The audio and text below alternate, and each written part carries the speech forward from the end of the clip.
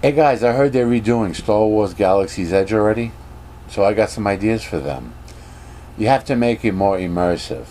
Just off the bat, that first like hub of activity where it's like stores and you can eat and buy shit, you don't even got that set up right. There's no immersion there. Okay? It should have been that whole entire hub of activity should have been some kind of walkthrough experience where you say you come across, you walk down the path, all right? Now they guide you, go in here. Now, what you're starting is a path that once you're on the path, you're going to be able to walk through that whole town from store to store. You go out the back of one, go into the front of another. The back of one, go into the front of another.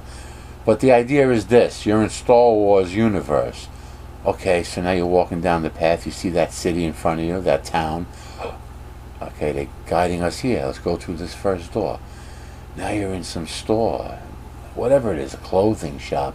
And there's all aliens, all crazy looking races from like maybe even some we've never seen before, but some from Star Wars canon, of course. But they're making clothes. You can see a big fat alien being measured. Wow, and it's like, wow, this is like cool. Like you're seeing pieces of Star Wars maybe that you've never even seen before.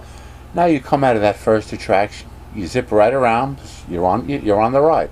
You go to the next one. Now you're in a delicatessen, a space deli, and there's aliens yelling and screaming at each other.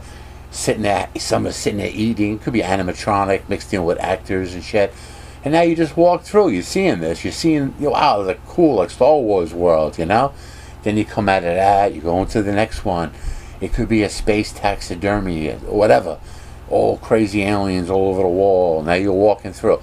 That's totally immersion. Now you're in Star Wars. Wow, you're seeing cool stuff. You're not getting hit over the head like every one of these stores. You got to buy stuff. Spend money, spend money, spend money. No, no, no, no, no, no, no. This is all attraction. This is all immersion. Okay. Now there could be a part. You walk down the road. It could be like rocks. You make it look like Star Wars. What was it, Tatooine, that Luke's planet? I'm pretty sure. If I'm wrong, please forgive me. So, but now just imagine this. You walk down this path. You're like, oh, wow, look at that. Up ahead, that Jawa Sandcrawler, I think it was called. You see it like life size. Oh, man, and milling out in front. You see robots, maybe people, animatronics, whatever. But that itself becomes a ride. Not a ride, part of the walkthrough. You step up to it, now you can go into it. There's a place you can walk through. And it's very simple. You just walk through like this, hook around, and you come out the other side. But you're seeing the inside of that machine, you understand? Maybe you look up and you see to the grates, you see people running around, or robots up there, or something happening. Sparks, robots on conveyor belts, and you're seeing all this, When you come out the other side, now here's one of the biggest ideas. Who'd thought that having people build robots would be a fun, good idea? That's like so lame, it's a shame. It's like so stupid. You gotta go there. I gotta sit in the sun, wait in these stupid lines. And while I'm building this stupid thing, I gotta have my family sitting over there waiting for me while I'm on this long line. Then I gotta build this stupid thing. That's Star Wars? Give me a break. That's ridiculous. Here's what it should have been. Okay, Disney, you have a new line of robots for sale. Let's say 8 models, based on different shapes. You might have triangle, square, rectangle, circle. I don't have to tell you all the shapes. Come up with them yourself. But all the robots basically have the same functionalities. The base models just come in these different shapes. Now, these are sold all over the world in toy stores, these robots. But the thing that's special about them is this. They have like rails on the arms, the legs, the body. There might be parts that are removable.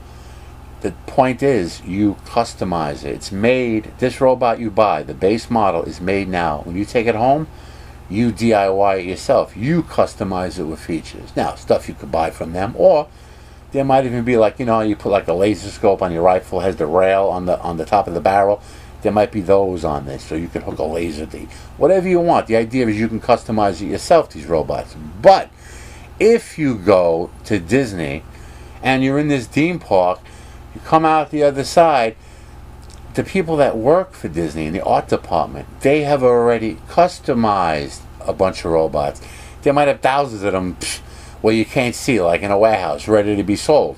So now, but only in front, they'll have like 20, 30 robots out front. And you look, you and your family, and just imagine what the Disney art department can make these robots look like. How freaking awesome. So remember, brand new, fully functioning robot, customized already by the people at Disney.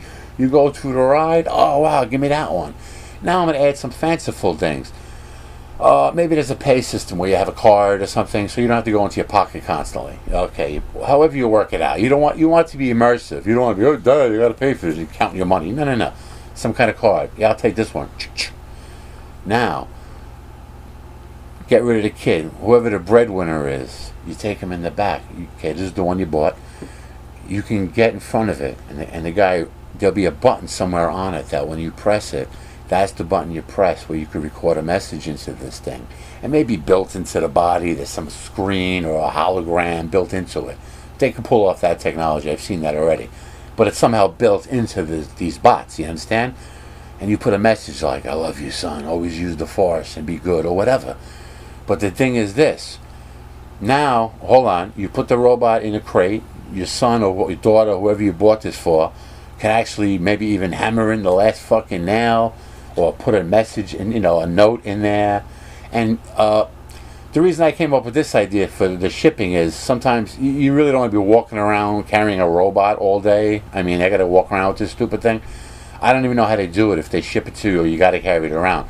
But it should be where you pay for it, they get all your mailing information, right in front of you. It's boom, it's locked, and now somebody dressed like Star Wars stormtroopers carry it away. It's going to the shipping warehouse. But they'll ship it to you when you tell them you'll be home from your vacation. I got that idea years ago. We actually bought an alligator. There used to be a place called South of the Border. When you're driving on 95, anybody older will know what I'm talking about. They sell firecrackers and all that kind of stuff. They actually used to sell alligators. And they ask you, when are you going to be home? You say, oh, yeah, most people are on vacation when they go down 95 to Florida. Yeah, we'll be home in 3 weeks. Did you pay for it? It came in the mail the day they said it would, in a box. And there's little holes in the box that said, do not put fingers in holes. I swear to God. It was a big thing years ago. They were actually throwing the alligators in sewers back in the 80s and 90s. Because they started getting big. I mean, there's things going to grow and eat you. So people were like, oh, shit. They're getting rid of them, throwing them in the sewers. I got a story from mine. I'll tell it in another video. It's not a bad one. Okay, but that's just one idea. Now, isn't that more immersive? Isn't that immersive? You're going in this vehicle, this cool sandcrawler. You're seeing stuff in there. You come out. You point to one that's awesome. I want that one. Right? Boom. You just bought a cool-ass robot. Isn't that nice? Okay. Now imagine this. A lot of people complain there's not enough to do or not enough free cool stuff. Now again, you have a line. Once you're on the line and you start this next idea, it's you just keep going from one to the other. Now you have a section set up where you have, pick a number, 10, depending on the room you have, 10, 15, 20 life-size dioramas. They don't move. Nothing. But you can have, just picture the Jabba the Hutt one, where he has the chain, that little laughing thing that was next to him. But now you're online, you go to the front line, you're next, okay, you and your whole crew, say there's like 10 of you, your turn, you all go quick, take pictures, you take chance of peace standing there taking pictures. Your friends like taking your photos in these different dioramas. Once you're done, you go to the next one, do the same thing. The next one could be whatever, Luke Skywalker. But the whole idea is all the different Star Wars characters, all of them from all the movies, all your favorite scenes. And when you're done and you go home, it's like, oh wow, check out, at least you have something cool to look at. Wow, look at all these pictures we got. There's me, look, Darth Vader going like this to me and shit. And I'm like, you can act like he's choking you off, whatever. But the whole point is, it's so simple to do something like that.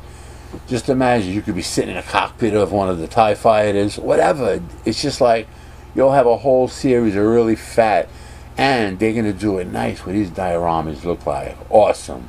It could be like an explosion captured in time, you know what I mean? Like a laser bolt captured in time, they're going right past your head, and you're like screaming. What a great picture. But that's like something that's so simple to do, and you're just walking around basically. But you would appreciate that as a fan. Again, the immersion. Wow, I got pictures of myself with all these characters. See, that ride was really stupid too. Not the second one. That's a little better, but I don't like the getting off, walking, looking, and then you get back on. It should be just once you're on the ride, you're on the ride. That's just my opinion. But the first one they came out with, where you can drive the Millennium Falcon and you can, I think I got one. I think I got one. Look at me, Daddy. Mommy, look. No. That's like, again, not to reuse a phrase, lame. It's so lame it's a shame. That's like so stupid. What it should have been is an animatronic Han Solo and an animatronic Chewie driving the damn thing. Okay, now the story is you're online, the door opens up, now it's your group's turn. Han, please, you gotta take this last crew, gotta get out, there's not enough transport, you gotta do it. I don't got time to be babysitting. Han Solo's yelling, I ain't got be time. And Chewbacca screams or whatever. And you make the inside of the ship where you can't get near where they are. But there's like seats here, like a whole section where you're going to be corralled in for the ride. Whatever, 12 people can fit in here.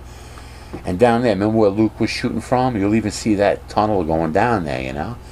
So now the ride starts. It's like, all right, get him in. You load up quick, the door shuts. You start taking off.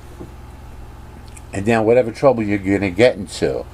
But the coolest thing is watching Han Solo and Chewie interact with each other while they're like saving your ass. You know what I'm saying? They're fighting. And then all of a sudden, just imagine Han yells out, "What are you doing back there, kid? We're in trouble." And you don't even realize, oh, wow, Luke's back there too. And all of a sudden, you hear his voice scream out, "I got it. It was jammed. I got it." And then he's like, you hear, he's blasting now. And now he screams, "I got one!" And as he screams it, you see right in front of the ride, the one he got apparently, because just came from this way, blowing up. And they all scream, "Ah, good shot, kid." You'd be sitting on that ride. Nobody wants to be doing nothing on the ride. I want to ride. I want to sit there and enjoy this. I don't want to be building lightsabers. I don't want to be building robots. No, it's like so stupid what they came up with for that park. I cannot believe they did that. That's what the ride should have been. And just make it really cool. You're just flying around shooting shit. You're getting these people to safety. That's all the ride should have been. No, ooh, you can drive it. Oh, you can press the button. That wasn't even in the movie, I don't think. Another idea. Getting back to, I don't like stores everywhere within, like I said. So that none of that exists. You can't buy nothing. The only things you can buy when you're walking around are the robots and the lightsabers. But again, I always think fancifully and like for immersion or like memories, you know. Just picture. And the breadwinners will know. Somehow you'll have signs like, or you'll hear actors talking. Oh, I heard there's a scoundrel selling lightsabers over by the whatever quadrant, you know. So when you're going about your day with your family walking around the park, you'll see that section. And you have like seedy looking guys, like aliens, you know, walking around with long leather coats or whatever. And they're walking around in there. And it's not an area.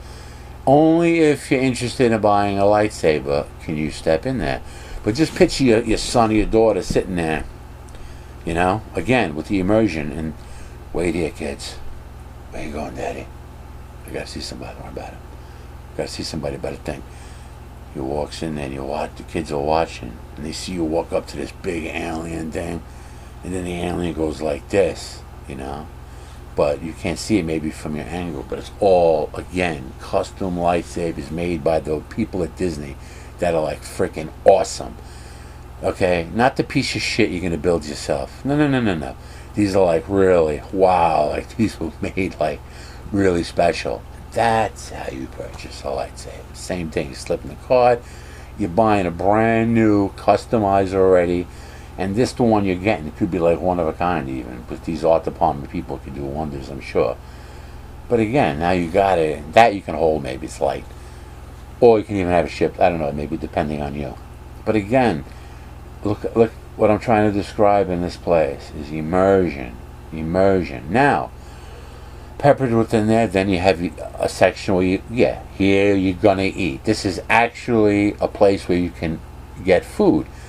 And I would try to have it where, it might sound stupid, but again, going into your pocket constantly is like an annoyance for me. Even as a child, it bothered me, having to watch my parents go in their pocket every 2 fucking seconds. Especially you go to some rip-off dump like Seaside Heights or something like that. It's like, oh my God. Yeah, you can stand there and look at the girls all day and have a good time maybe if you got nothing better to do with your life. But when you go to your family and you're walking, and you want things to do, it's like you're going for money every second. You're going into your pocket every second for every activity, anything you want. It shouldn't be like that. It should be more high class at like Disney and places like that, where whatever you pay to get in, you're not going to have to go into your freaking pocket. Especially you're paying $100. I got to go in my pocket again after paying $100 to get in here. I don't get like a sandwich or something. No, but that's the cool part. You get in line. Kid takes depends where you go. Maybe some eateries would be included in the price if you want. So you just take what you want. Maybe go sit down, eat with your family, make it all Star Wars themed. Oh yeah, getting back to the stores for a second. Did I mention that before? Like it would be cool if you have like a space bakery in that part where you're walking through, going store to store, like on a walkthrough experience. Like imagine a bakery with like different kind of cakes, and some of them look familiar, like stuff we got on Earth here. But then you'll see like a giant cake with like tentacles coming out of it, and they're still moving, all behind the glass of the bakery. And you're walking through. I love immersion like that. I love stuff like that. I love to be like an actual Star Wars world where you can just walk around and everything you see is interesting. Everything you see is interesting. But we'll make this the final for this video. Here's the kicker to the whole fucking place. Now, you might be thinking, oh, but Stoney, people do want Star Wars stuff. Damn it, yes. Without a doubt. My microphone was probably not even working anyway. You have, at the end, when you're done eating, you're done with the 2 whole rides, you're done with all the experiences this place has to offer.